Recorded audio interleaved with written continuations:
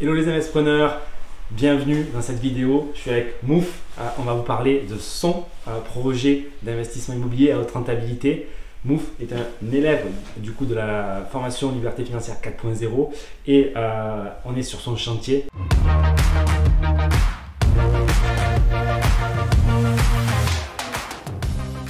Est-ce que tu peux nous parler un petit peu de ton projet? Alors le projet c'est un immeuble de rapport qui initialement comportait 4 appartements. J'ai fait une division sur 2 d'entre eux pour faire 6 appartements au final. Donc il y a des compteurs à rajouter forcément. Et c'est donc 6 T2. 6 T2. Ok.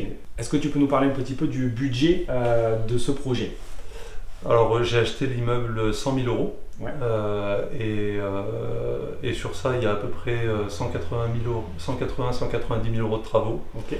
Et plus le mobilier, on a un budget total de 310 000 euros à peu près. 310 000 euros budget total. Ok. Pour 6 T2, donc tous les mois, ça rapporte combien de loyer? 2 900 euros. Ok. Tous les mois. 2900, 3000 à mon avis, avec l'inflation, on est à 3000. Ok. On va compter 3000, ne serait-ce que pour ne pas faire d'erreur de calcul dans la vidéo. 3000 du coup fois 10, du coup ça nous fait 30 000. Ça nous fait 36 000 euros de recettes locatives par an. À 10%, ça fait un budget total de 360 000 euros et tu as dit que tu étais à 310 000. Donc c'est génial, encore plus de 10% de rentabilité. Un cash flow très bon du coup automatiquement en location longue durée. Tu vas exploiter des appartements en courte durée ou pas?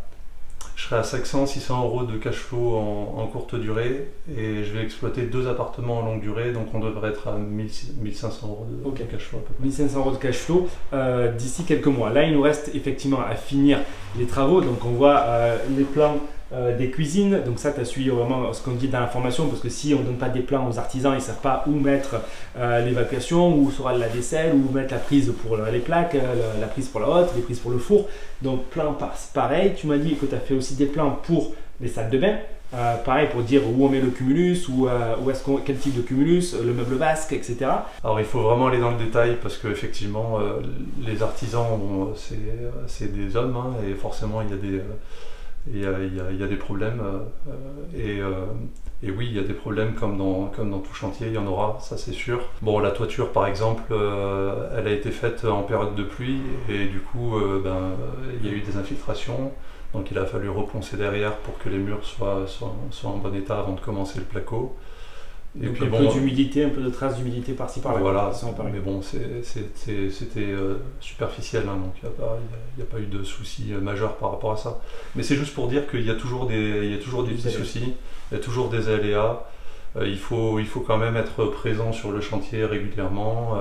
Il faut parler avec les gens, il faut bien comprendre les devis, ça c'est hyper important. Ouais. Tu avais passé énormément de temps sur l'analyse, la comparaison, l'affinage des devis, vraiment pour comprendre quel juste prix, quel type de matériel appliquer, quelle solution technique sera la plus satisfaisante en termes de rapport qualité-prix. Et d'ailleurs, là, on se projette au final sur des DPE, puisque c'est ça qui est important aujourd'hui, sur une notation C, puisque du coup, tu mets des pompes à chaleur, de l'isolation 120 sur les murs extérieurs, les plafonds, les combles, les bons types de VMC, hygroréglables, les bons types de ballons d'eau chaude, donc ça c'est de chauffe-eau, donc c'est très très bien. C, ça sera une super note, tu le retrouveras à la location, à la revente, donc super bonne affaire. Les travaux, effectivement, c'est complexe. Est-ce que tu as eu d'autres types de surprises, bonnes ou mauvaises au final, sur ce projet, puisque c'est la première fois que tu te lances dans une maison à diviser en fait? C'est beaucoup de travail. Et effectivement, par exemple, Enedis, c'est le rajout des compteurs. Il y a des règles que même les artisans ne maîtrisent pas eux-mêmes. Donc encore une fois, c'est du relationnel, du contact avec Enedis. Ils ont leur processus de leur côté qui peut prendre du temps et qui n'est pas forcément très clair. Donc un peu une source de stress quand même Enedis. Au final ça se passe bien. J'ai un devis qui correspond à peu près à ce que l'investisseur prévoyait à la base. Donc mais bon, c'est de l'investissement, encore une fois, c'est beaucoup de communication, beaucoup d'interaction avec les gens comprendre. Et aussi, tu es allé au fond des choses, parce que tu es même allé chercher des subventions, puisqu'aujourd'hui, pour tout ce qui est travaux de rénovation énergétique, si vous ne savez pas, vous êtes éligible à des subventions. Donc là, quel type de postes ont été subventionnés? Alors je l'ai su au dernier moment, ça, enfin au dernier moment, quand les travaux avaient déjà commencé. Le partenariat d'Investpreneur m'a permis justement de savoir que je pouvais avoir besoin, que j'avais ces subventions. Et du coup, effectivement, les subventions m'autofinancent les pompes à chaleur. Et j'ai même un tout petit surplus que je vais pouvoir utiliser pour l'isolation. Et tu fais en plus des économies sur les chauffages, parce que du coup, tu as pas besoin de les mettre. Exactement, donc les radiateurs, c'était quand même une ligne importante sur le devis, en l'occurrence les chauffages. Donc effectivement, je n'ai pas à les mettre parce que je peux mettre des pompes à chaleur qui vont chauffer l'appartement et qui vont même pouvoir me permettre de faire de la climatisation l'été, ce qui est appréciable particulièrement pour les courtes durées. Est-ce que du coup, tu as des messages à passer sur, par exemple, l'accompagnement que tu as eu, les coachs qui t'ont aidé tout le long de cette aventure, pour les personnes qui vont voir cette vidéo, voilà, qu'est-ce que tu pourrais leur dire? Moi, quand j'ai pris l'accompagnement, j'ai fait attention à ce que ça corresponde à quelque chose qui me parle. Et effectivement, quand j'ai compris ce que c'était, j'ai compris que j'allais croire en fait en la méthode. Et c'est ce que j'ai fait. J'ai cru en la méthode et donc je l'ai appliquée à la lettre. Et ça a marché. Je pense qu'il faut croire en la méthode parce qu'elle est bonne. L'accompagnement est top. Il y a énormément de personnes qui peuvent répondre à toutes les questions possibles. Donc moi, à chaque fois que j'ai eu une question sur l'application, à chaque fois j'ai eu une réponse qui était circonstanciée, qui était adaptée à mes besoins.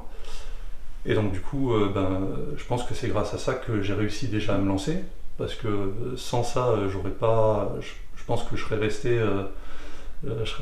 dans l'état dans lequel j'étais il y a un an et j'aurais pas investi, ça c'est sûr. Donc déjà rien qu'avec l'accompagnement et le professionnalisme de l'accompagnement, déjà je me suis lancé, ce qui est déjà la plus grosse partie. Bien sûr. Ouais. Et une fois qu'on s'est lancé, si on suit à la lettre la méthode, moi je suis convaincu que n'importe qui peut arriver à... N'importe qui va faire le travail parce que c'est pas magique et tu as, comme tu l'as dit, travaillé et franchement tout le mérite te revient parce que c'est pas fini mais déjà ça sent bon, ça sent bon la bonne affaire. Donc félicitations. Il faut suivre la méthode. Ouais. Vraiment. La méthode, voilà, en achetant de surpasse à tel prix, il n'y a pas de raison qu'au final on n'ait pas de cash flow si on respecte tous ces critères qui nous permettent de valider chacune des étapes.